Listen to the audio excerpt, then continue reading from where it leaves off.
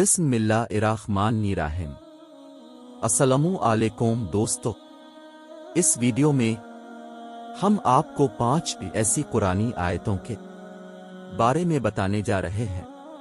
کہ جنہوں نے سائنسدانوں کو حیرت میں ڈال رکھا ہے۔ جیسا کہ آپ جانتے ہیں کہ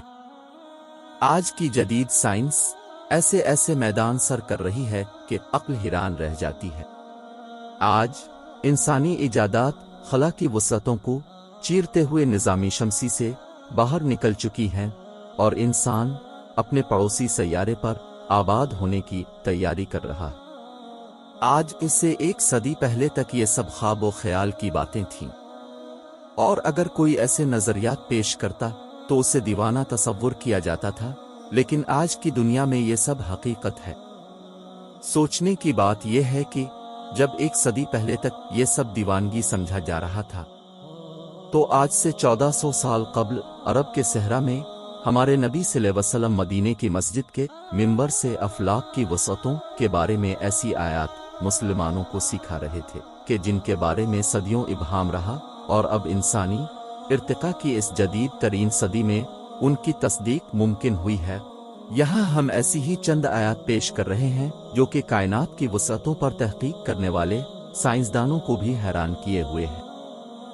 جب کوئی نہیں جانتا تھا کہ سورج اور چاند ایک مقررہ حساب سے اپنا کام انجام دے رہے، اب سورہ رحمان کی آیت نمبر 5 میں اللہ پاک نے فرما دیا تھا کہ سورج اور چاند ایک حساب سے چل رہے ہیں۔ اسی سورہ کی آیت نمبر 19 اور 20 میں خالق کائنات نے زمین پر موجود نمکین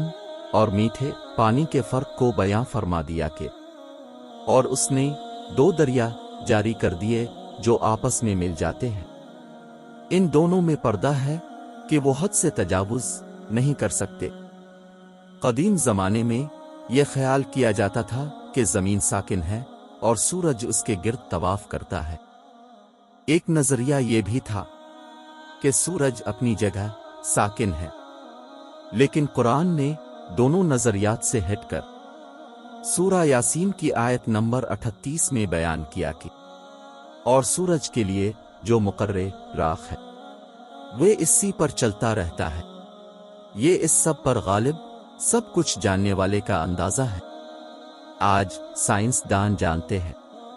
کہ سورج جسے ساکن تصور کیا جاتا ہے، حقیقت میں بلکہ یہ پورا نظامی شمسی اور یہ پوری کی پوری کہکشاں ایک نامعلوم سمت میں رواں دواں ہے۔ آج سے 1400 سال قبل جب عرب میں اسلام محمد عربی صلی اللہ علیہ وسلم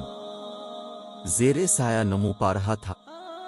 اس زمانے کے ماہر فلکیات سمجھتے تھے کہ چاند،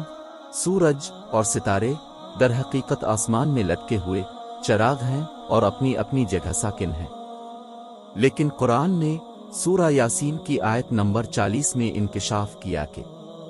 نہ آفتاب کی یہ مجال ہے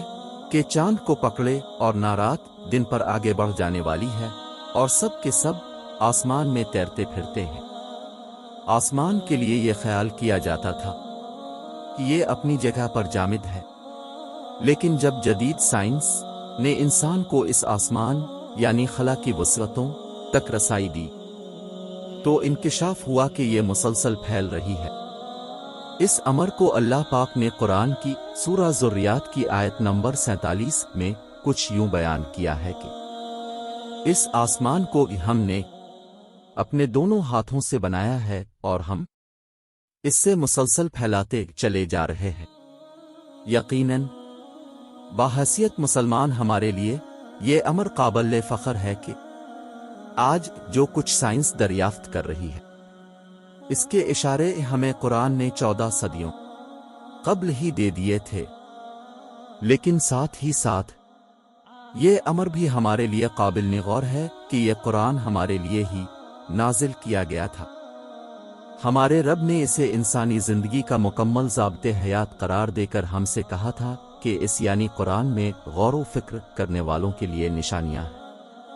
کیا ہی اچھا ہو کہ ہم محض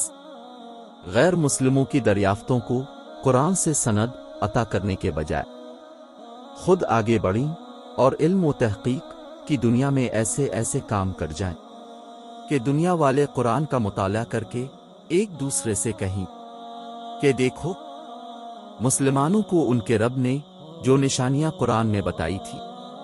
وہ انہوں نے دریافت کر ڈالی ہیں۔ آج کی دنیا علم و فن کی دنیا ہے، تیز رفتار سائنسی ترقی کی دنیا۔ اگر ہم نے اس میدان کی جانب توجہ نہیں دی تو کہیں ایسا نہ ہو کہ ہمارا حشر بھی ویسا ہی ہو